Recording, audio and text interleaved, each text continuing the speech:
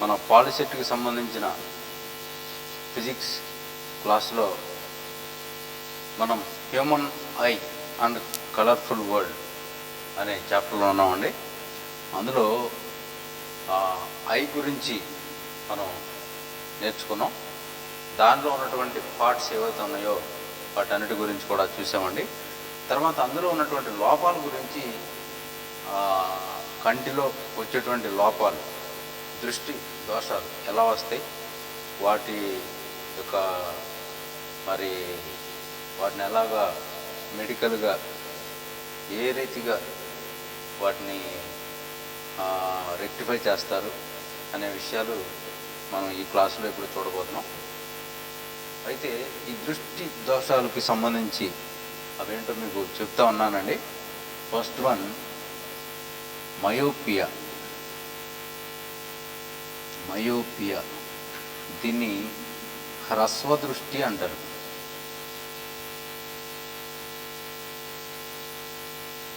ఓకేనండి, ఇది short site అన్నమాట. షార్ట్ సైట్ అంటే అర్థం ఏంటంటే షార్ట్గానే కనపడుతుంది కానీ లాంగ్గా కనపడదు అని అర్థం. ఓకేనా, రైట్. ఈ మయోపియా అనేది ఒకటి. రెండు హైపర్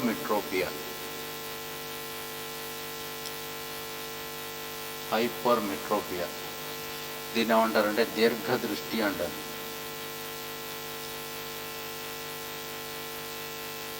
ఓకేనా, దీన్ని లాంగ్ సైట్ అని కూడా చెప్పుకోవచ్చు. అంటే దగ్గరికి కనపడవు అనమాట. దూరమే మాత్రమే వీళ్ళు చూడగలరు కానీ దగ్గరికి మాత్రం చూడటం వీళ్ళకి వాళ్ళకి సాధ్యపడదు. ఎందుకు సాధ్యపడదో ఇప్పుడు మనం చూద్దామండి. తర్వాత మూడోది ప్రెస్పియోపి.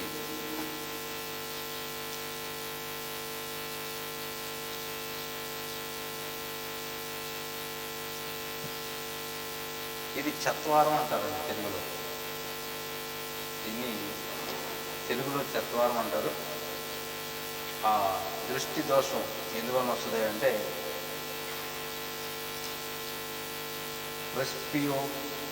ప్రెస్బియోపియా. ఓకేనా, ప్రెస్బియోపియా. ఇక్కడ ఈ యొక్క చత్వారం అంటారు దీన్ని. ఈ చత్వారం అనేది ఎందుకు వస్తాయంటే మామూలుగా పెద్దలు అవుతున్న కొద్ది దృష్టిలో లోపం వస్తుంది. ఈ యొక్క కంటి యొక్క కండరాలు అని చెప్పుకున్నాం, సిలియరీ కండరాలు అనేవి ఉంటాయి. ఆ కండరాలు ఈ లెన్స్ యొక్క ఫోకల్ లెంత్ని అడ్జస్ట్మెంట్ చేసుకోవడానికి అకామిడేషన్కి ఉపయోగపడతాయి అని మనం చెప్పుకున్నాం. సో ఆ అకామిడేషన్లో ఇక్కడ ఏమవుతున్నాయి అంటే ఆ సిలియరీ కండరాలు వీక్ అయిపోవటం వలన, అవి బలహీనపడటం వలన ఈ చత్వారం అనేటువంటి ఈ యొక్క కంటికి సంబంధించిన సమస్య వస్తుందండి. ఓకే, మరి వీటిని రెక్టిఫై చేయడానికి ఎటువంటి లెన్సులు వాడతారు అని మనం చూస్తే, ఈ మయోపియా అనే దాన్ని చేయడానికి ఇదిగో దీన్ని ఏమంటారండి, బైకాన్కేవ్ లెన్స్, ద్విపుటాకార కటకం, దాన్ని వాడతారు. Okay, right. హైపర్మెట్రోపీ అనే దీర్ఘదృష్టిని సరిచేయడానికి ఇదిగో ద్వికుంభాకార కటకం, బైకాన్వెక్స్ లెన్స్ అనే దాన్ని వాడతారు. ఓకేనా, ఇదేమో బైకాన్కేవ్ లెన్స్, ఇక్కడేమో బైకాన్వెక్స్ లెన్స్. ఇక్కడ మరి దీన్ని ఎలా చేస్తారంటే కాన్వెక్స్ లెన్స్, కాన్కేవ్ లెన్స్ కలిసినటువంటి బైఫోకల్ లెన్స్ అని ఒకటి ఉంటుందండి. బైఫోకల్ లెన్స్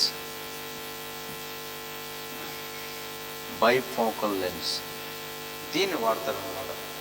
దీన్ని తెలుగులో దీనికి ఇచ్చినటువంటి పేరు ఏంటంటే చత్వారం అనే దాన్ని చేయడానికి ద్వినాభ్యంతర కటకాన్ని వాడతారు. ద్వినాభ్యంతర కటకం.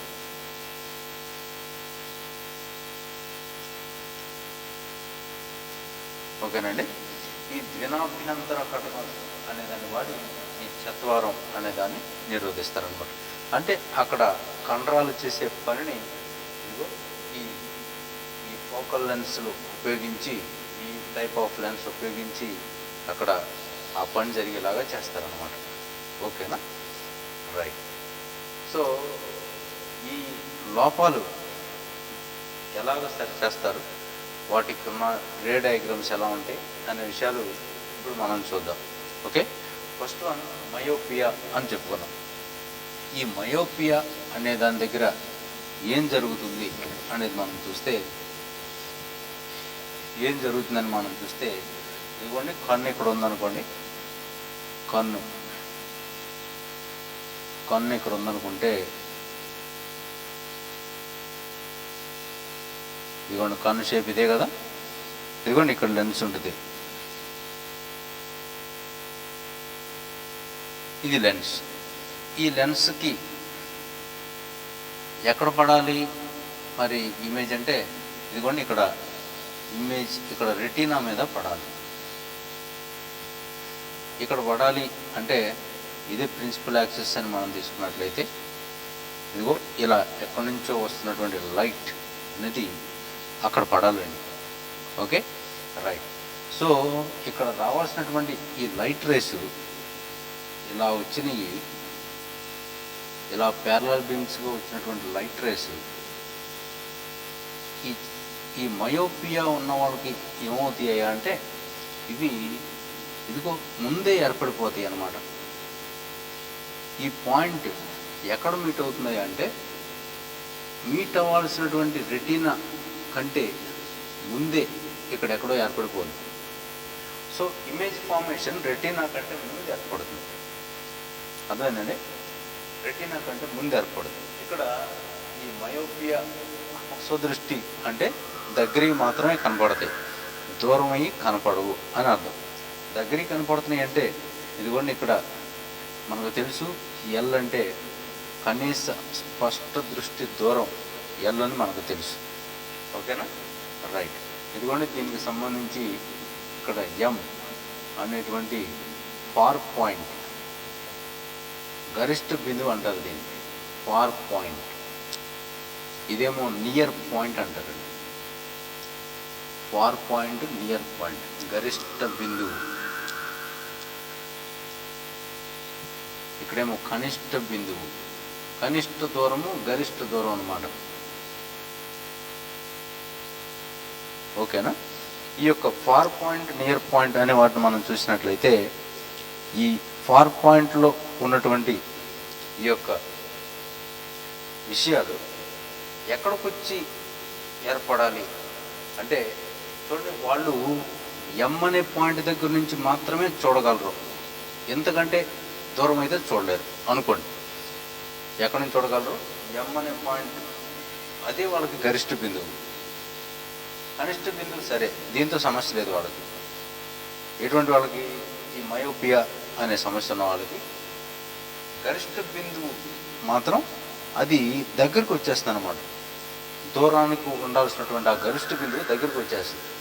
ఓకే, ఎక్కడ ఉన్న ఆబ్జెక్ట్ సరే కనపడదు, దగ్గర ఉన్నది మాత్రమే కనపడుతుంది. ఇదిగో 25 సెంటీమీటర్కి దీనికి మధ్యలో ఎక్కడో ఒక చోట మాత్రమే కనపడుతుంది. అక్కడ నుంచి అంతకంటే తక్కువైతే కనపడదు, కానీ అంతకంటే ఎక్కువైతే మాత్రం కనపడదు అన్నమాట. ఓకేనండి. సో దీన్ని నివారించడానికి ఏం చేస్తారంటే, ఈ లైట్ రేసు ఎక్కడి నుంచి పడుతున్నట్టుగా, ఎక్కడి నుంచి ఇలా పడుతున్నట్టుగా, ఎక్కడికి ఇక్కడి నుంచి ఇలా పడుతున్నట్టుగా చూడండి, ఎక్కడి నుంచి ఇలా పడుతున్నట్టుగా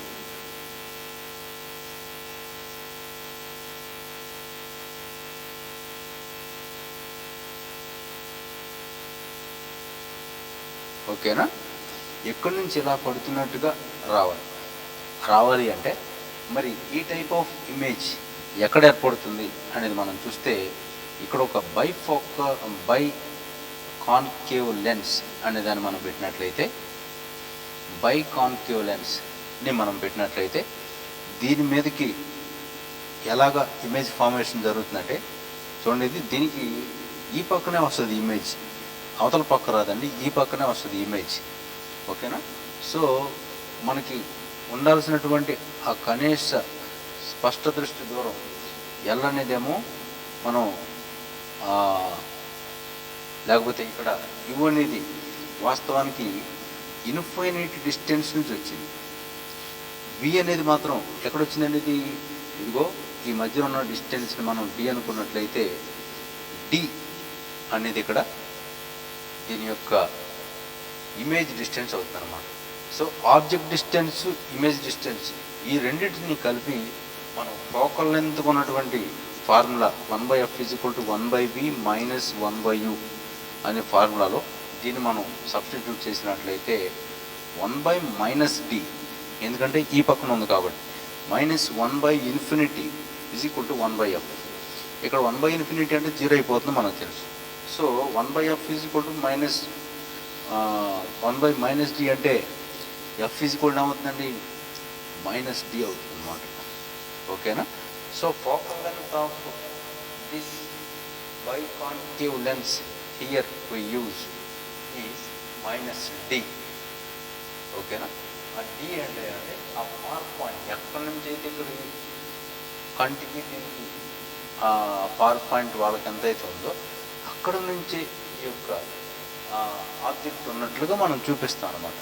అలా చూపించడానికి ఉపయోగపడేటువంటి ఈ లెన్స్ ఏంటంటే బైకాన్కేవ్ లెన్స్. ఓకేనండి, క్లియరేనా?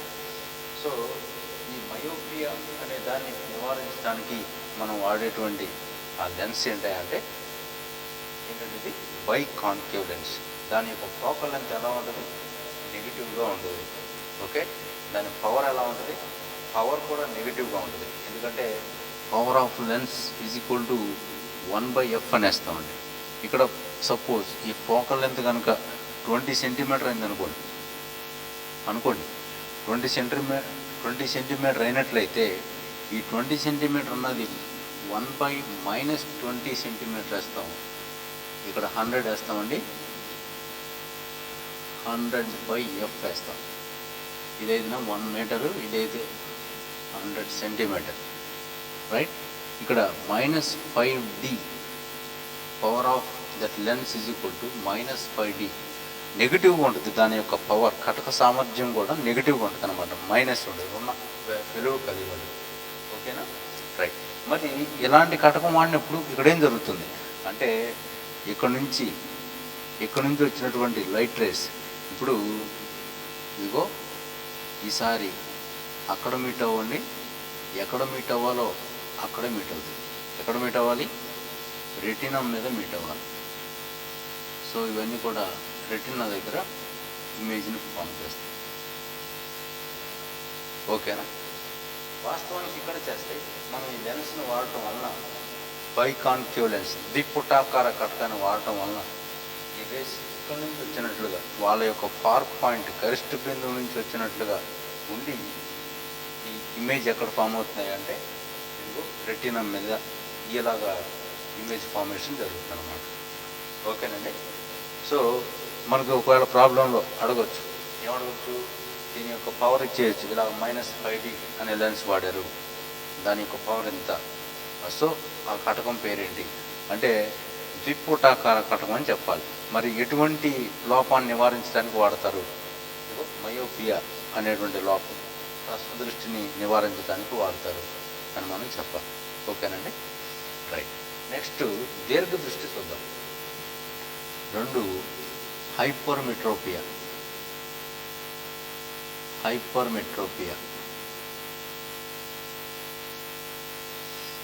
దీర్ఘ దృష్టి.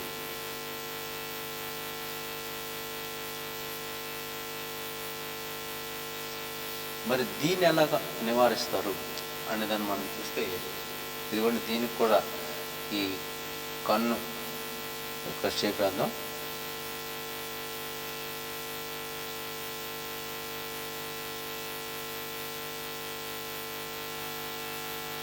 ఇదిగోండి కన్ను, ఇదిగో దీనిలో ఉన్నటువంటి లెన్స్ ఇది.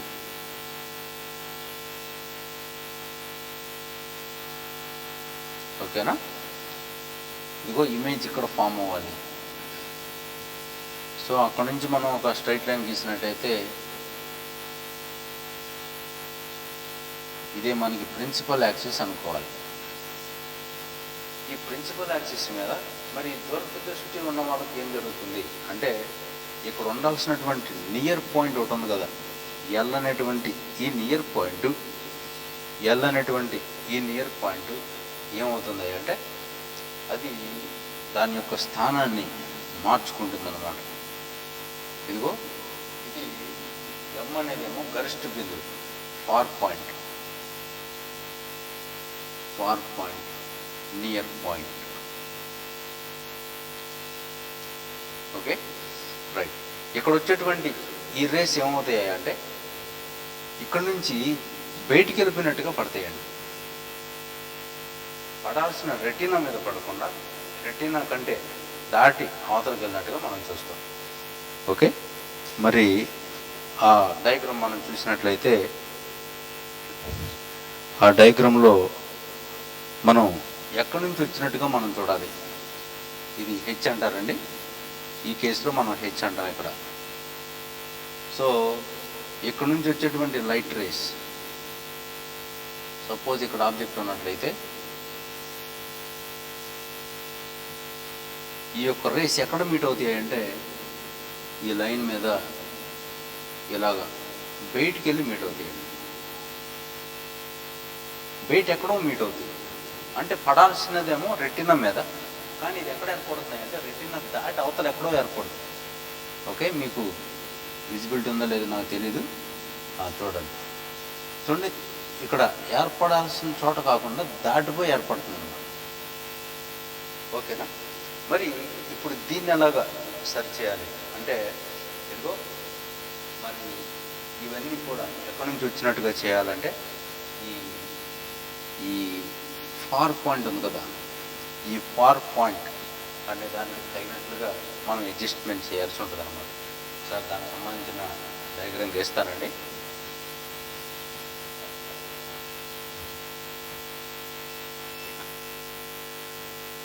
చూడండి, ఇక్కడ వీళ్ళకి ఈ యొక్క నియర్ పాయింట్ అనేది ఇలాగ దూరం వెళ్ళిపోదు. దీర్ఘదృష్టి ఉన్న వాళ్ళు దగ్గర వస్తువుని సరిగ్గా చూడలేరు. అంటే 25 సెంటీమీటర్ ఉండాల్సినటువంటి కనీస స్పష్ట దృష్టి దూరం, లీస్ట్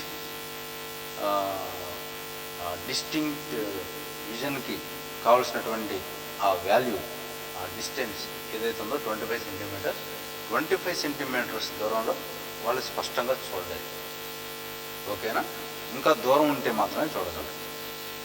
సో వాళ్ళకి 25 సెంటీమీటర్ దగ్గర అది కరెక్ట్గా వచ్చేలాగా చేయాలి అంటే ఇక్కడ మనం ఒక లెన్స్ ఉపయోగించాలండి. అంటే ఇక్కడ ఉండాల్సినటువంటి ఈ యొక్క నియర్ పాయింట్ ఇక్కడికంటే ఇక్కడికి వచ్చేసింది ఇప్పుడు.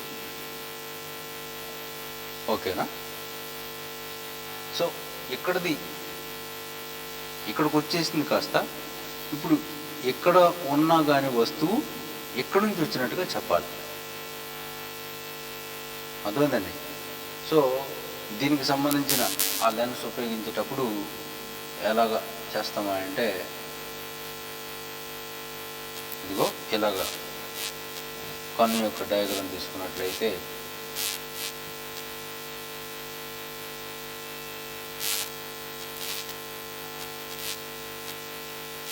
ఇదిగో కన్ను,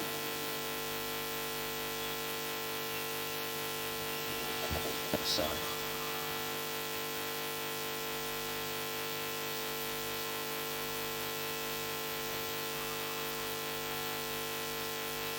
ఈ కంటి ముందు ఉన్నటువంటి కటకం ఇది. మనకు ఏర్పడాల్సినటువంటి ఇమేజ్ ఇదిగో ఇక్కడ ఏర్పడాలి, కానీ ఎక్కడ ఏర్పడుతుంది? అవతలకి వెళ్ళి ఏర్పడుతుంది. ఈ అవతలకి వెళ్ళి ఏర్పడేటువంటి ఆ ఇమేజ్ని ఇక్కడికి వచ్చేలాగా ఎలా చేస్తాము అంటే ఇక్కడ ఒక బైకాన్వెక్స్ లెన్స్ని వాడతారండి. దీర్ఘదృష్టిని సరిచేయడానికి ఏం వాడతారంటే బైకాన్వెక్స్ లెన్స్ని వాడతారు. ఈ బైకాన్వెక్స్ లెన్స్ ఏం చేస్తున్నాయి అంటే ఇదిగో ఇవి దూరంగా ఉన్నటువంటి ఆబ్జెక్ట్ చూడండి, ఇది ఇక్కడ ఎల్ అనే పాయింట్ ఉందనుకో. వీళ్ళకు ఉన్నటువంటి సమస్య ఏంటంటే ఈ ఎల్ అనే పాయింట్ దూరం అయిపోద్ది. ఈ ఎల్ అనే పాయింట్ దగ్గరకు వచ్చేలాగా చేయాలి. దగ్గరకు వచ్చేలాగా చేయాలంటే ఇక్కడ నుంచి వస్తున్నటువంటి ఈ లైట్ రేసు ఇక్కడ నుంచి ఆబ్జెక్ట్ పెట్టినట్టయితే ఈ ఆబ్జెక్టు ఇలాగా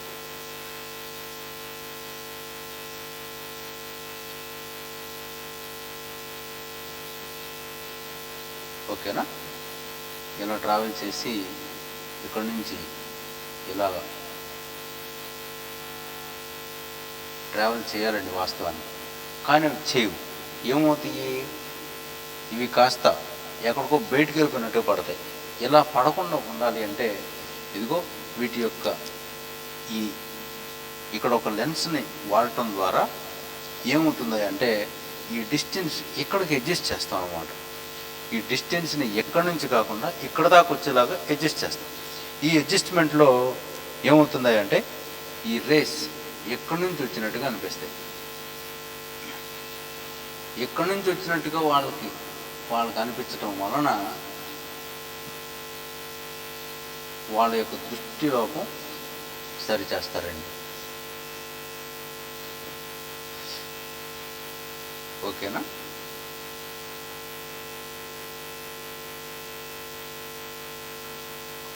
ఇదిగో వీళ్ళ యొక్క దృష్టి లోపం ఈ రకంగా సరిచేస్తారు. అంటే ఎక్కడి నుంచి వచ్చినట్టుగా చూపిస్తారు. ఓకేనా, రైట్. వాళ్ళ యొక్క ఈ నియర్ పాయింట్ అనేది అది డిస్ప్లేస్ అయిపోయింది, అది వాళ్ళకు దూరం అయిపోయింది. కాబట్టి దగ్గర వస్తున్న వాళ్ళు స్పష్టంగా చూడలేరు. ఓకే, దీన్ని ఈ రకంగా నివారించడానికి ఈ యొక్క బైకాన్వెక్స్ లెన్స్ అనే దాన్ని వాడతారండి. బైకాన్వెక్స్ లెన్స్, ద్వికుంభాకార కటకం, ద్వికుంభాకార కటకాన్ని వాడతారు. ఓకేనా, రైట్. దీన్ని ఉపయోగించి మనం దీర్ఘదృష్టి అనేటువంటి హైపర్మెట్రోపియా అనే దాన్ని మనం నివారించవచ్చు. ఓకేనా, రైట్. మరి దీనికి సంబంధించినటువంటి ఆ డిస్టెన్స్ మనం ఎలా క్యాలిక్యులేట్ చేస్తాం అని మనం చూస్తే చూడండి, ఇక్కడ ఈ షార్ట్ మనకు ఉండాల్సినటువంటి ఈ వాల్యూ మనకు తెలుసు, 25 సెంటీమీటర్ అని మనకు తెలుసు. Okay, right. ఇంకపోతే ఇక్కడ నుంచి ఇక్కడికి ఉన్నటువంటి ఈ డిస్టెన్స్ దీన్ని మనం డి అని చెప్పి తీసుకుంటాం. సో ఆబ్జెక్ట్ ఉన్నదేమో ఇక్కడ, ఇమేజ్ ఫామ్ అయిందేమో ఇక్కడ. అర్థమైందండి, ఆబ్జెక్ట్ ఉన్నది ఇక్కడ, ఇమేజ్ ఫామ్ అయింది ఇక్కడ. సో ఆబ్జెక్ట్ ఇక్కడ ఉంటే ఓకేనా, ఆబ్జెక్ట్ ఇక్కడ ఉంటే ఇమేజ్ అక్కడ ఫామ్ అయితే ఇప్పుడు ఆ వాల్యూస్ ఎలాగ మనం క్యాలిక్యులేట్ చేస్తాం. 1/f = 1/v - 1/u అనేటువంటి ఈ ఫార్ములాలో 1/f = 1/v అంటేనేమో ఆబ్జెక్ట్ అండి, 1/-d - 1/-25. చూడండి, object distance 25, image distance d. ఓకేనా, రైట్. 1/f = ఏమవుతుంది, 1/25 - 1/d అవుతుంది. దీన్ని ఎల్సిఎం తీసుకోండి. 1/f = 25కి dకి LC. సో 25d, ఇక్కడేమో d వస్తుందండి, మైనస్ ఇక్కడ 25 వస్తుంది. So 1/f = d - 25/25d. f ఏమవుతుందండి అప్పుడు 25d/d - 25 అవుతుంది. మనకు తెలుసు d వాల్యూ 25 కంటే ఎక్కువ అని తెలుసు. d వాల్యూ 25 కంటే ఎక్కువైనప్పుడు ఇక్కడ వచ్చేటువంటి వాల్యూ పాజిటివ్ వస్తుంది. దీని యొక్క వాల్యూ ఏమొస్తుంది అంటే పాజిటివ్ వస్తుంది. సో మనం వాడేటువంటి ఆ లెన్స్ యొక్క ఫోకల్ లెంత్ ఎలా ఉంటుంది అంటే పాజిటివ్గా ఉంటుంది. దేని యొక్క ఫోకల్ లెంత్ పాజిటివ్గా ఉంటుంది అంటే ఇది బైకాన్వెక్స్ లెన్స్ యొక్క ఫోకల్ లెంత్ పాజిటివ్గా ఉంటుందని మనం చెప్పచ్చు అన్నమాట.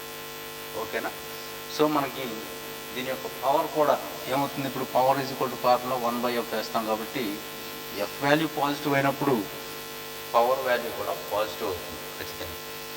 ఓకేనా, సో బైకాన్వెక్టివ్ లెన్స్కి అయితే నెగిటివ్ అవుతుంది, బైకాన్వెక్స్ లెన్స్కి అయితేనేమో పాజిటివ్ అవుతుంది.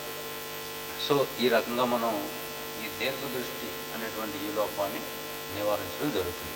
ఇకపోతే ప్రెస్బియోపియా అనేటువంటి ఆ లోపాన్ని ఎలాగ చేస్తారో కూడా చెప్పానండి. 2 ఫోకల్ లెంత్లో ఉన్నటువంటి లెన్స్ని వాడతారు.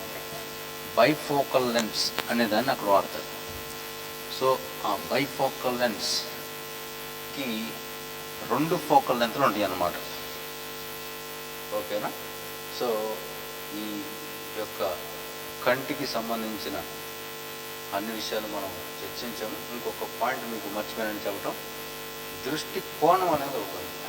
అంటే కొంత యాంగిల్ ఆఫ్ ఇన్క్లినేషన్లో మనం దాన్ని క్లియర్గా చూడగలుగుతాం అన్నమాట. ఆ యాంగిల్ ఆఫ్ ఇన్క్లినేషన్ ఏమంటారంటే యాంగిల్ ఆఫ్ విజన్ అంటారు, దృష్టి కోణం అంటారు. ఈ దృష్టి కోణం ఎంత అంటే సాధారణ మానవుని కన్నుకున్నటువంటి దృష్టి కోణం అది ఎంత అంటే 60 డిగ్రీస్ అండి. ఓకేనా? ఇక మనం దీనిలో అన్నీ కవర్ చేసినట్టే అండి. ఏదైనా ప్రాబ్లమాటిక్గా ఏమన్నా విషయాలు ఉంటే కనుక మనం నెక్స్ట్ క్లాస్లో దాన్ని చూద్దాం. తర్వాత కాంతి పరిక్షేపణం, తర్వాత అది ఎలాగ డిస్పర్స్ అయిపోతుంది, ఓకే, స్కాటర్ అవుతుంది అనే విషయాలు, తర్వాత ప్రిజం అనేది ఒకటి ఉంది, విక్షేపణం, కాంతి విక్షేపణం, ఈ విషయాలన్నీ కూడా మనం అక్కడ చూస్తాం. Okay, thank you.